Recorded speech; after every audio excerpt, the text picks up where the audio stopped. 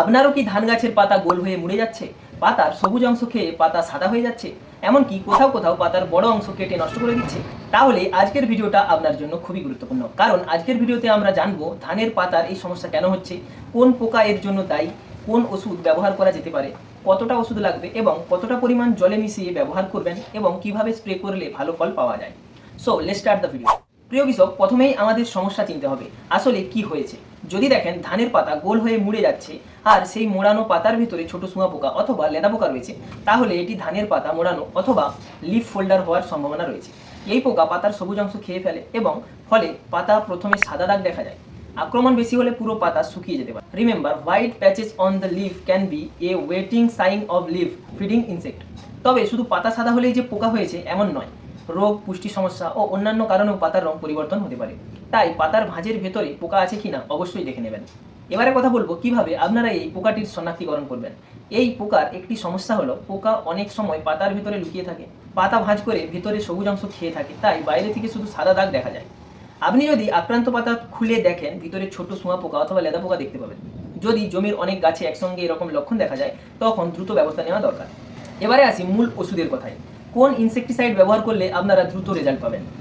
প্রোফেনোফস 40% plus cypermethrin 4% EC এবং তার সাথে আপনার কার্টাফ হাইড্রোক্লোরাইড 50% এসপি, এই কম্বিনেশনটি ধানের কীট পোকার মধ্যে লিফ ফোল্ডার এবং স্টিম বোরারের বিশেষ ব্যবহৃত হয় এবং খুবই ভালো রেজাল্ট পাওয়া যায়। তবে একটা বিষয় খুবই গুরুত্বপূর্ণ, এই নামের ওষুধ হলেও কোম্পানি ও লেভেল অনুযায়ী ডোজ আলাদা হতে পারে, তাই আপনার হাতে থাকা বোতল বা ডোজটি আপনারা কিন্তু ভালোভাবে দেখে নেবেন। এবারে কথা বলবো কতটা পরিমাণ ব্যবহার করবেন। প্রোফেনোফস প্লাস সাইফারমেথিন ইসি 2 থেকে 2.5 ml প্রতি লিটার জলে এবং তার সাথে কার্টাফ হাইড্রোক্লোরাইড 50% এসপি 1 গ্রাম থেকে 1.5 গ্রাম পার লিটার জলে মিশিয়ে দুটোকে ভালোভাবে গুলে নেবেন। সহজ ভাষায় বললে 1 লিটার জলে প্রায় 2 থেকে 2.5 ml প্রোফেনোফস প্লাস সাইফারমেথিন এবং তার সাথে 1.5 গ্রাম কার্টাফ হাইড্রোক্লোরাইড 50% এসপি। তাহলে 15 লিটার পাম্পে প্রায় 30 থেকে 37 ml প্রোফেনোফস সাইফারমেথিন এবং তার সাথে 20 থেকে 25 গ্রাম কার্টাফ হাইড্রোক্লোরাইড ব্যবহার করবেন। কিন্তু আবারও বলছি, আপনার নির্দিষ্ট ব্র্যান্ডের বোতলের লেভেল ফাইনাল ডোজ কিন্তু খুব ভালোভাবে দেখে নেবেন। লেভেলে যদি অন্য ডোজ লেখা থাকে তাহলে সেটাই ব্যবহার করবেন। Don't overdose more pesticide does not means better result. এবারে আসি সবচেয়ে গুরুত্বপূর্ণ অংশ, কিভাবে স্প্রে করবেন।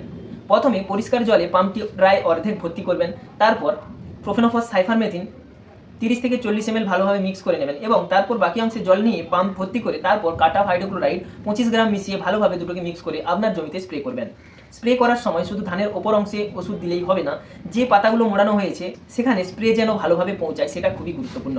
প্রপার কভারেজ ইন দিস কি, অর্থাৎ পাতার ওপর ও নিচের অংশে যতটা সম্ভব ভালোভাবে ভিজিয়ে স্প্রে করতে হবে এবং তার সাথে অবশ্যই আপনাদের ভালো মানের চিট বা স্প্রেডার ব্যবহার করতেই হবে।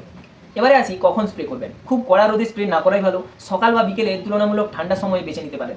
বাতাস খুব বেশি থাকলে স্প্রে করবেন না, আর স্প্রে করার পর বৃষ্টি হলে ওষুধ কার্যকারিতা কমে যেতে পারে, তাই আবহাওয়ার পূর্বাভাস দেখে স্প্রে করুন।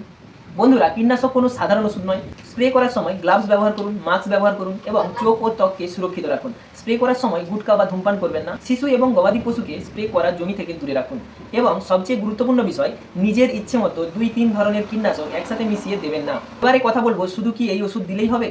না বন্ধুরা, শুধু এই ওষুধ দিলেই হবে না, জমিতে নিয়মিত গাছ পর্যবেক্ষণ করতে হবে। পাতা মোড়ানো পোকা খুবই বেশি হওয়ার আগেই ব্যবস্থা নিলে নিয়ন্ত্রণ করাটা সহজ হতে পারে।